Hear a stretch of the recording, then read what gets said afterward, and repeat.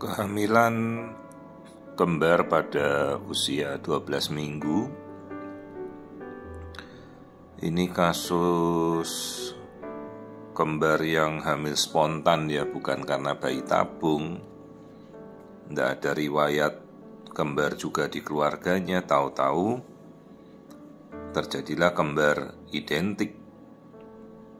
Jadi sejak pertama masih kehamilan ini juga bukan pasien yang dirujuk ya, ini kebetulan datang sendiri. Dan saya mengapresiasi bahwa sekarang banyak sekali masyarakat yang sudah mengerti dan mulai terbuka pemahamannya perihal pemeriksaan fetomaternal subspesialis ya. Jadi mereka mencari sendiri untuk meminta pemeriksaan detail screening atas keinginan sendiri ya, karena tidak ada rujukan yang dimintakan dan ataupun mungkin dokter sejawatnya tidak perlu merujuk. Jadi mereka datang sendiri dan itu memang menjadi haknya pasien untuk melakukan pemeriksaan tersebut. Jadi waktu saya tanya apakah dia sudah dijelaskan kehamilannya tipe kembar yang mana, oh pasiennya tahu ini kembar identik tapi belum tahu jenisnya apa.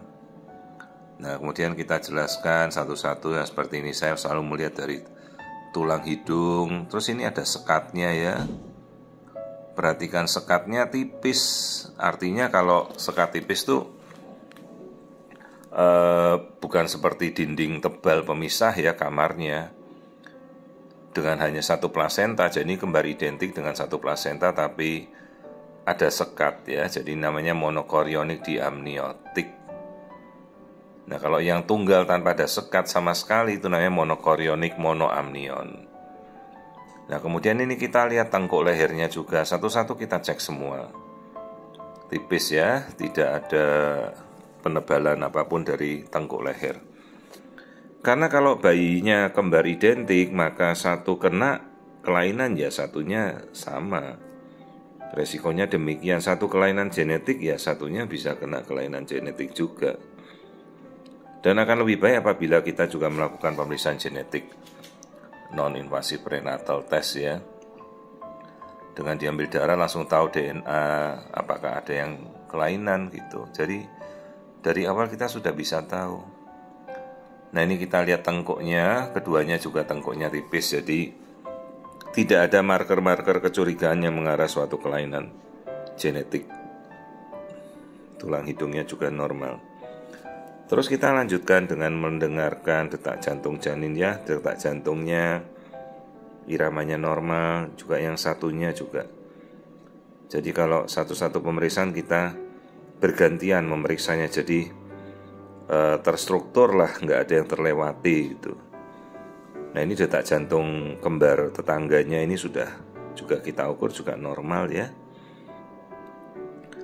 Nah kembali sekarang kita lihat struktur kepala satu-satu. Ini struktur kepala yang masih 12 minggu ya, kayak kupu-kupu putih itu ya, butterfly putih, itulah struktur otak yang normal.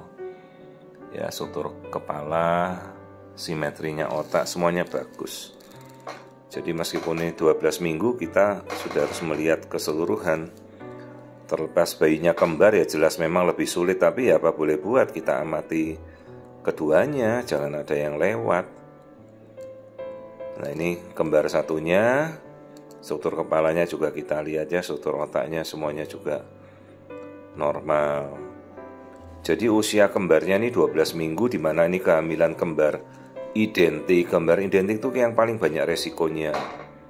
Jadi paling banyak resikonya tuh ibunya bisa mual berlebihan, perutnya melebar berlebihan, distensi, preeklamsi, ketubannya juga bisa berlebihan, rebutan makanan antar bayi, apa itu istilahnya namanya twin to twin transfusion syndrome ya.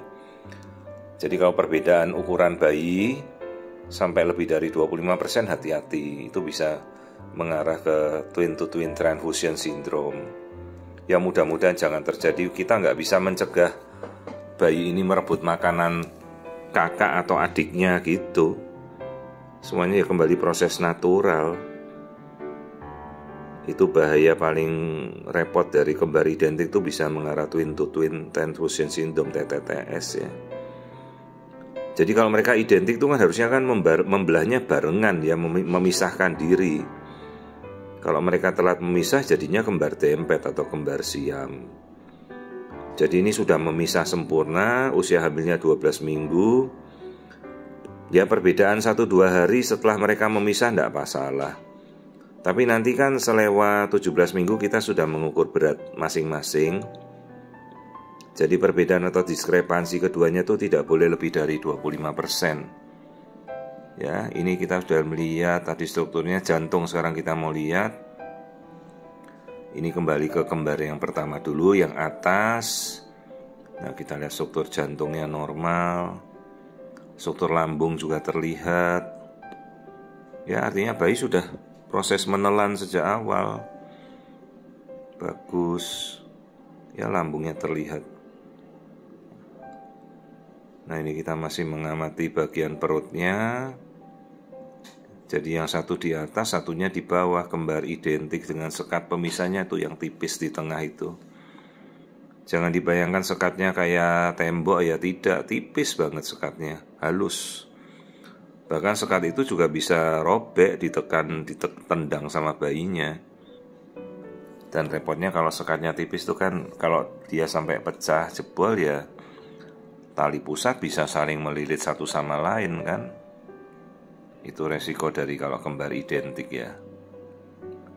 Oke, kita sudah lihat. Kalau kelamin belum lah, karena kelamin kalau kembar identik kan pasti sama keduanya. Nah, ini kita lihat tulang belakangnya juga bagus. Terus kita kembali ke yang kembar yang satunya yang di bawah ya.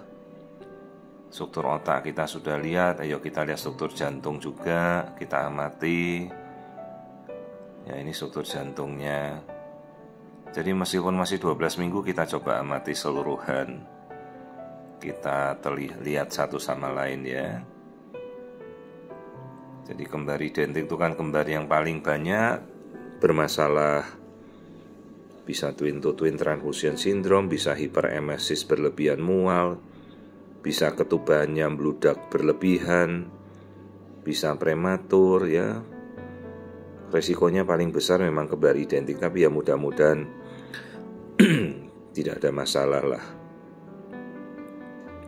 Oke, kemudian kita ukur perbandingan antar keduanya ya.